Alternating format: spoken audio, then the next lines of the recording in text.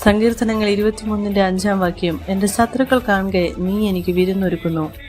ആകാശത്തിലും ഭൂമിയിലും അടയാളങ്ങളും അത്ഭുതങ്ങളും പ്രവർത്തിക്കുന്നവൻ, പ്രാർത്ഥിക്കുന്ന വ്യക്തിക്ക് വേണ്ടി ഇറങ്ങി വരുന്ന ദൈവം.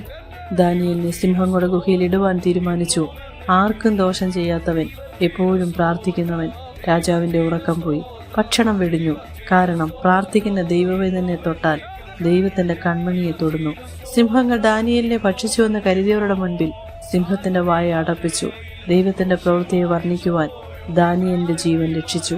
രാജ്യത്തിന്റെ നിയമത്തെ മാറ്റുവാൻ പ്രാർത്ഥിക്കുന്ന ദാനിയേലിന്റെ ദൈവത്തെ ഭയഭക്തിയോടിരിക്കണമെന്ന് രാജാവിനെ കൊണ്ട് തന്നെ എല്ലാ ഭാഷക്കാർക്കും എഴുതി വെച്ചു. മീഖ 7:8 എൻ്റെ ശത്രുവായവളെ എന്നെ ചൊല്ലി സന്തോഷിക്കരുതേ. വീണുവെങ്കിലും ഞാൻ വീണ്ടും എഴുന്നേൽക്കും. ഞാൻ ഇരുട്ടത്തിരുന്നാലും യഹോവ എനിക്ക് വെളിച്ചമായിരിക്കും. ഇസ്രായേലിനെ രക്ഷിക്കുന്നതിന് വേണ്ടി ദാവീദിനെ ദൈവം ശക്തീകരിക്കുന്നു. മൊർദെഖായിയെ ഇല്ലായ്മയാക്കുവാൻ നിന്ന ഹാമാനെ കൊണ്ട് തന്നെ രാജവസ്ത്രം ധരിപ്പിച്ചു പട്ടണവീതിയിൽ കൂടി കൊണ്ടു നടത്തി.